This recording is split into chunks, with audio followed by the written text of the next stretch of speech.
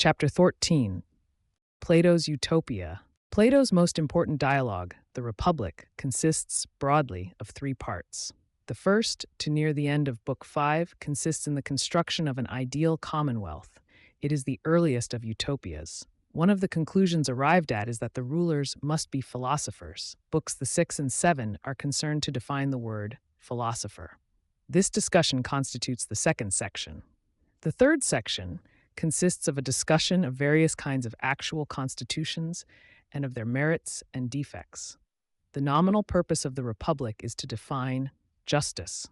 But at an early stage, it is decided that, since everything is easier to see in the large than in the small, it will be better to inquire what makes a just state than what makes a just individual.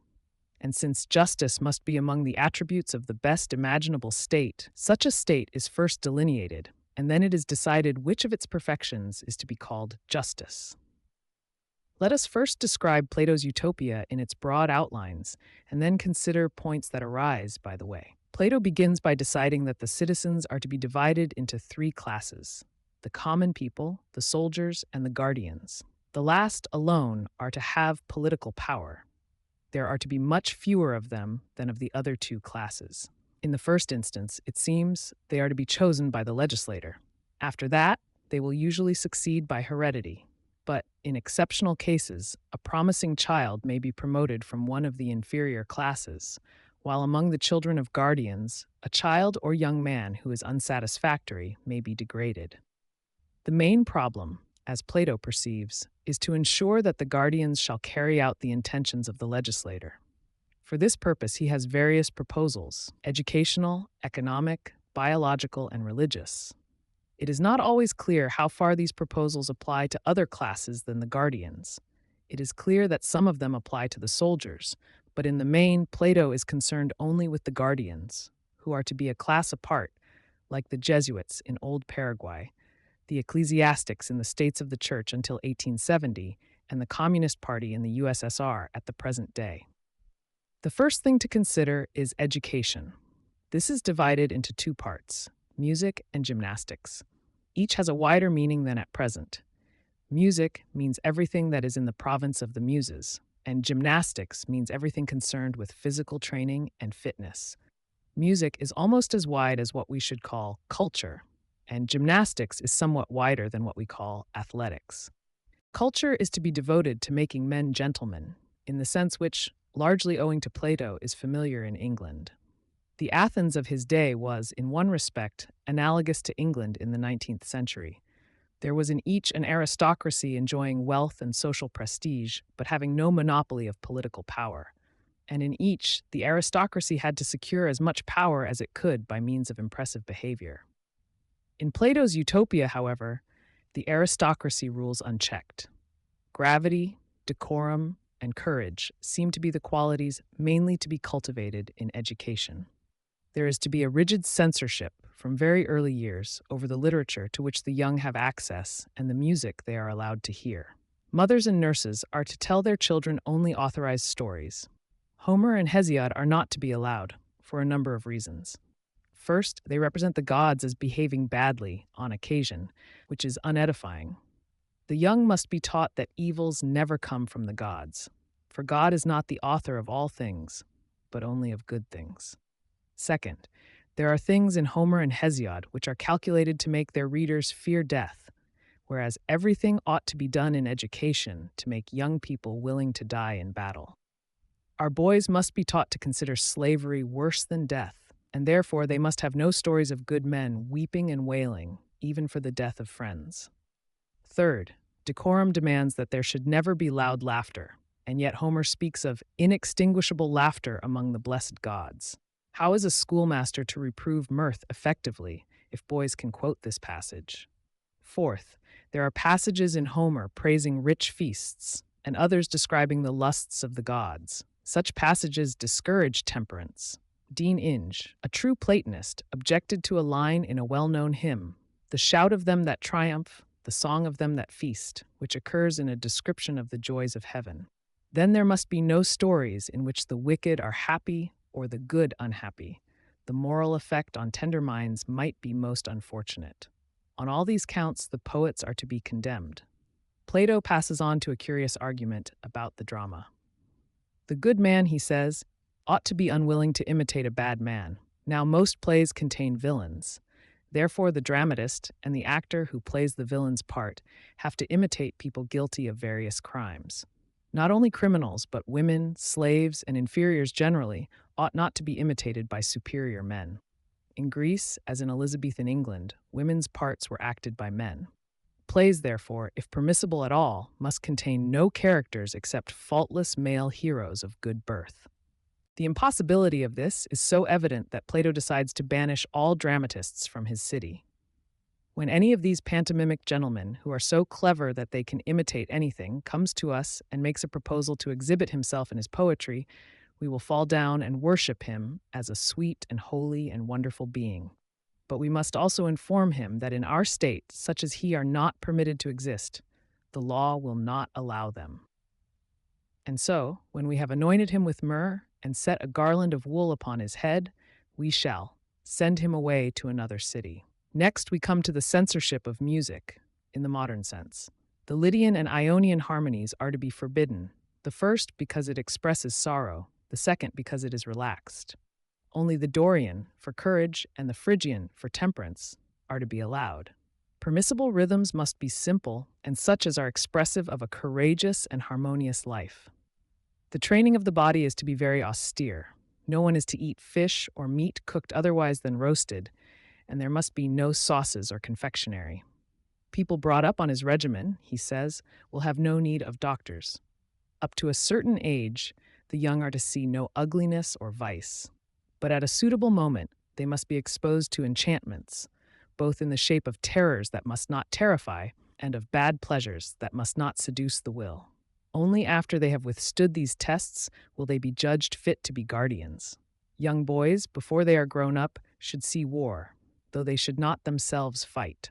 As for economics, Plato proposes a thoroughgoing communism for the guardians, and I think also for the soldiers, though this is not very clear. The guardians are to have small houses and simple food. They are to live as in a camp, dining together in companies. They are to have no private property beyond what is absolutely necessary.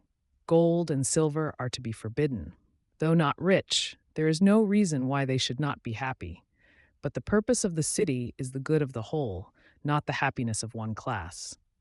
Both wealth and poverty are harmful, and in Plato's city, neither will exist. There is a curious argument about war, that it will be easy to purchase allies, since our city will not want any share in the spoils of victory.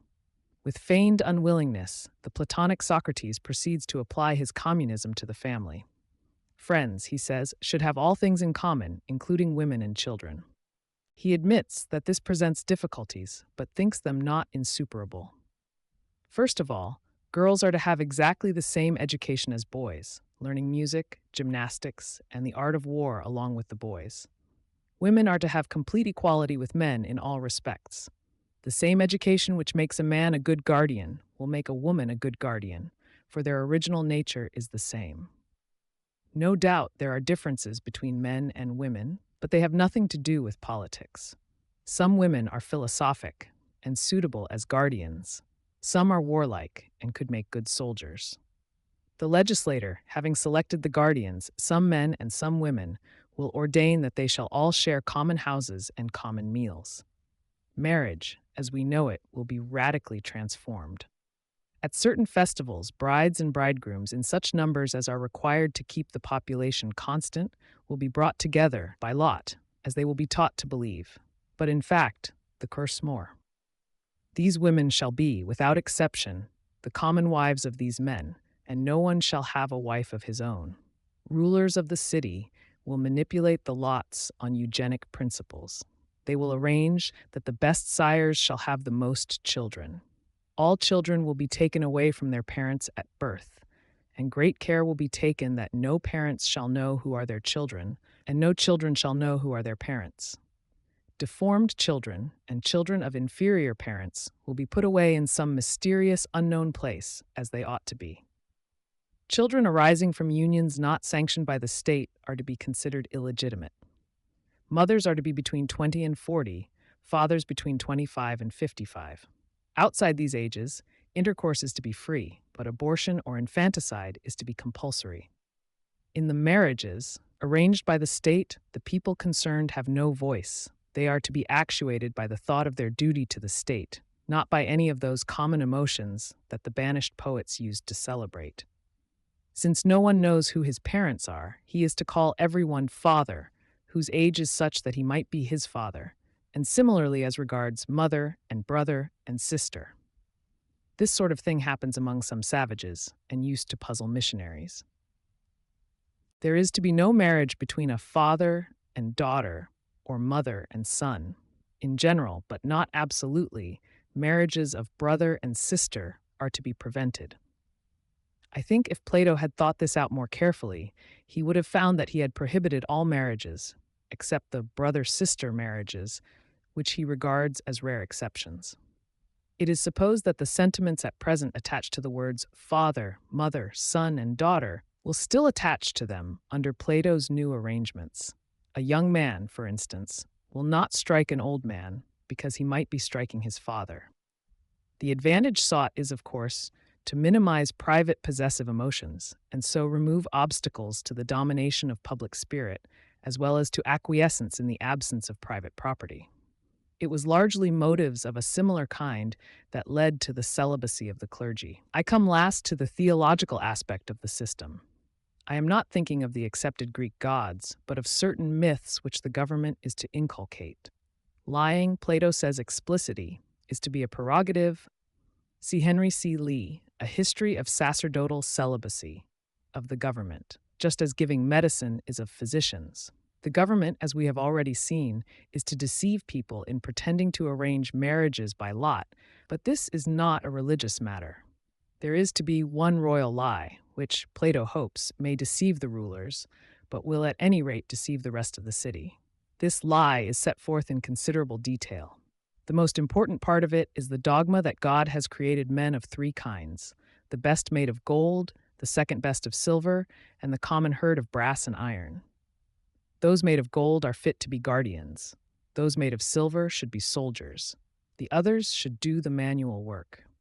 Usually, but by no means always, children will belong to the same grade as their parents. When they do not, they must be promoted or degraded accordingly. It is thought hardly possible to make the present generation believe this myth, but the next and all subsequent generations can be so educated as not to doubt it. Plato is right in thinking that belief in this myth could be generated in 2 generations. The Japanese have been taught that the Mikado is descended from the sun goddess, and that Japan was created earlier than the rest of the world. Any university professor who, even in a learned work, throws doubt on these dogmas is dismissed for un-Japanese activities. What Plato does not seem to realize is that the compulsory acceptance of such myths is incompatible with philosophy and involves a kind of education which stunts intelligence. The definition of justice, which is the nominal goal of the whole discussion, is reached in Book 4. It consists, we are told, in everybody doing his own work and not being a busybody. The city is just when trader, auxiliary, and guardian each does his own job without interfering with that of other classes. That everybody should mind his own business is no doubt an admirable precept, but it hardly corresponds to what a modern would naturally call justice. The Greek word so translated corresponded to a concept which was very important in Greek thought, but for which we have no exact equivalent. It is worthwhile to recall what Anaximander said: "Into that from which things take their rise they pass away once more, as is ordained, for they make reparation and satisfaction to one another for their injustice according to the appointed time." Before philosophy began, the Greeks had a theory or feeling about the universe, which may be called religious or ethical. According to this theory, every person and everything has his or its appointed place and appointed function. This does not depend upon the fiat of Zeus, for Zeus himself is subject to the same kind of law as governs others. The theory is connected with the idea of fate or necessity. It applies emphatically to the heavenly bodies. But where there is vigor, there is a tendency to overstep just bounds, hence arises strife. Some kind of impersonal super-Olympian law punishes hubris, and restores the eternal order which the aggressor sought to violate. This whole outlook, originally perhaps scarcely conscious, passed over into philosophy. It is to be found alike in cosmologies of strife, such as those of Heraclitus and Empedocles, and in monistic doctrines such as that of Parmenides. It is the source of the belief both in natural and in human law, and it clearly underlies Plato's conception of justice. The word justice, as still used in the law, is more similar to Plato's conception than it is as used in political speculation. Under the influence of democratic theory, we have come to associate justice with equality, while for Plato it has no such implication. Justice, in the sense in which it is almost synonymous with law, as when we speak of courts of justice, is concerned mainly with property rights, which have nothing to do with equality. The first suggested definition of justice at the beginning of the Republic is that it consists in paying debts. This definition is soon abandoned as inadequate, but something of it remains at the end. There are several points to be noted about Plato's definition. First, it makes it possible to have inequalities of power and privilege without injustice. The guardians are to have all the power because they are the wisest members of the community. Injustice would only occur, on Plato's definition, if there were men in the other classes who were wiser than some of the guardians. That is why Plato provides for promotion and degradation of citizens, although he thinks that the double advantage of birth and education will, in most cases, make the children of guardians superior to the children of others. If there were a more exact science of government and more certainty of men following its precepts, there would be much to be said for Plato's system. No one thinks it unjust to put the best men into a football team, although they acquire thereby a great superiority. If football were managed as democratically as the Athenian government, the students to play for their university would be chosen by lot. But in matters of government, it is difficult to know who has the most skill, and very far from certain that a politician will use his skill in the public interest rather than in his own or in that of his class or party or creed. The next point is that Plato's definition of justice presupposes a state organized either on traditional lines or, like his own, so as to realize in its totality some ethical ideal. Justice, we are told, consists in every man doing his own job. But what is a man's job? In a state which, like ancient Egypt or the kingdom of the Incas, remains unchanged generation after generation, a man's job is his father's job, and no question arises. But in Plato's state, no man has any legal father. His job, therefore, must be decided either by his own tastes or by the state's judgment as to his aptitudes. The latter is obviously what Plato would desire. But some kinds of work, though highly skilled, may be deemed pernicious. Plato takes this view of poetry, and I should take it of the work of Napoleon. The purposes of the government, therefore, are essential in determining what is a man's job. Although all the rulers are to be philosophers, there are to be no innovations. A philosopher is to be, for all time, a man who understands and agrees with Plato. When we ask, what will Plato's Republic achieve? The answer is rather humdrum. It will achieve success in wars against roughly equal populations, and it will secure a livelihood for a certain small number of people. It will almost certainly produce no art or science because of its rigidity. In this respect, as in others, it will be like Sparta. In spite of all the fine talk, skill in war and enough to eat is all that will be achieved. Plato had lived through famine and defeat in Athens. Perhaps subconsciously, he thought the avoidance of these evils the best that statesmanship could accomplish. A utopia, if seriously intended, obviously must embody the ideals of its creator. Let us consider for a moment what we can mean by ideals. In the first place, they are desired by those who believe in them. But they are not desired quite in the same way as a man desires personal comforts, such as food and shelter. What makes the difference between ideal and an ordinary object of desire is that the former is impersonal. It is something having, at least ostensibly, no special reference to the ego of the man who feels the desire, and therefore capable, theoretically, of being desired by everybody. Thus we might define an ideal as something desired, not egocentric, and such that the person desiring it wishes that everyone else also desired it. I may wish that everybody had enough to eat, that everybody felt kindly towards everybody, and so on. And if I wish anything of this kind, I shall also wish others to wish it. In this way, I can build up what looks like an impersonal ethic, although in fact it rests upon the personal basis of my own desires. For the desire remains mine even when what is desired has no reference to myself. For example, one man may wish that everybody understood science, and another that everybody appreciated art. It is a personal difference between the two men that produces this difference in their desires. The personal element becomes apparent as soon as controversy is involved. Suppose some man says, "You are wrong to wish everybody to be happy. You ought to desire the happiness of Germans and the unhappiness of everyone else." Here, ought may be taken to mean that that is what the speaker wishes me to desire. I might retort that, not being German, it is psychologically impossible for me to desire the unhappiness of all non-Germans, but this answer seems inadequate.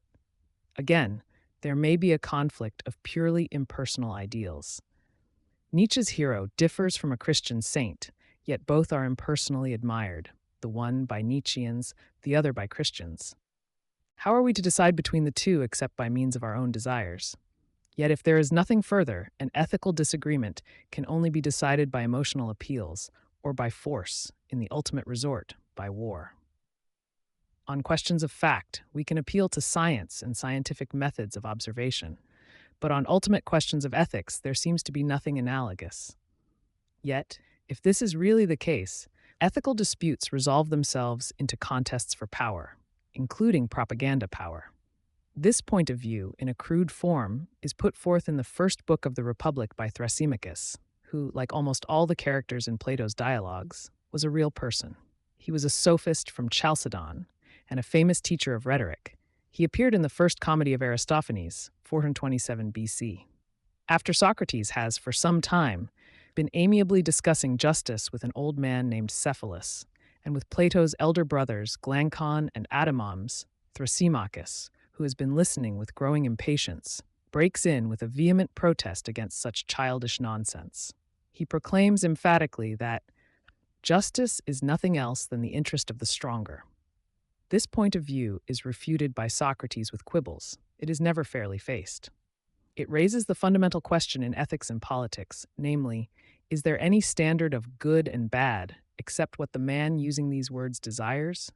If there is not, many of the consequences drawn by Thrasymachus seem unescapable. Yet how are we to say that there is? At this point, religion has, at first sight, a simple answer. God determines what is good and what bad. The man whose will is in harmony with the will of God is a good man. Yet this answer is not quite orthodox. Theologians say that God is good, and this implies that there is a standard of goodness which is independent of God's will. We are thus forced to face the question, is there objective truth or falsehood in such a statement as pleasure is good, in the same sense as in such a statement as snow is white? To answer this question, a very long discussion would be necessary. Some may think that we can, for practical purposes, evade the fundamental issue and say, I do not know what is meant by objective truth, but I shall consider a statement true if all, or virtually all, of those who have investigated it are agreed in upholding it.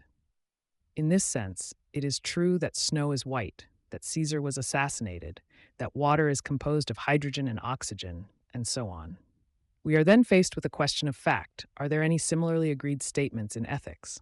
If there are, they can be made the basis both for rules of private conduct and for a theory of politics. If there are not, we are driven in practice, whatever may be the philosophic truth, to a contest by force or propaganda or both, whenever an irreconcilable ethical difference exists between powerful groups. For Plato, this question does not really exist. Although his dramatic sense leads him to state the position of Thrasymachus forcibly, he is quite unaware of its strength and allows himself to be grossly unfair in arguing against it. Plato is convinced that there is the good, and that its nature can be ascertained. When people disagree about it, one, at least, is making an intellectual error, just as much as if the disagreement were a scientific one on some matter of fact. The difference between Plato and Thrasymachus is very important, but for the historian of philosophy, it is one to be only noted, not decided. Plato thinks he can prove that his ideal republic is good. A democrat who accepts the objectivity of ethics may think that he can prove the republic bad. But anyone who agrees with Thrasymachus will say there is no question of proving or disproving. The only question is whether you like the kind of state that Plato desires. If you do, it is good for you. If you do not, it is bad for you. If many do and many do not, the decision cannot be made by reason, but only by force, actual or concealed. This is one of the issues in philosophy that are still open. On each side, there are men who command respect. But for a very long time, the opinion that Plato advocated remained almost undisputed. It should be observed further that the view which substitutes the consensus of opinion for an objective standard has certain consequences that few would accept. What are we to say of scientific innovators like Galileo, who advocate an opinion with which few agree, but finally win the support of almost everybody? They do so by means of arguments, not by emotional appeals or state propaganda or the use of force. This implies a criterion other than the general opinion. In ethical matters, there is something analogous in the case of the great religious teachers. Christ taught that it is not wrong to pluck ears of corn on the Sabbath, but that it is wrong to hate your enemies. Such ethical innovations obviously imply some standard other than majority opinion. But the standard, whatever it is not objective fact, as in a scientific question. This problem is a difficult one, and I do not profess to be able to solve it. For the present, let us be content to note it. Plato's Republic, unlike modern utopias, was perhaps intended to be actually founded. This was not so fantastic or impossible as it might naturally seem to us. Many of its provisions, including some that we should have thought quite impracticable, were actually realized at Sparta. The rule of philosophers had been attempted by Pythagoras, and in Plato's time, Archytas the Pythagorean was politically influential in Taras, the modern Taranto. When Plato visited Sicily and southern Italy, it was a common practice for cities to employ a sage to draw up their laws. Solon had done this for Athens and Protagoras for Thurii. Colonies in those days were completely free from control by their parent cities, and it would have been quite feasible for a band of Platonists to establish the Republic on the shores of Spain or Gaul. Unfortunately, chance led Plato to Syracuse, a great commercial city engaged in desperate wars with Carthage. In such an atmosphere, no philosopher could have achieved much. In the next generation, the rise of Macedonia had made all small states antiquated and had brought about the futility of all political experiments in miniature.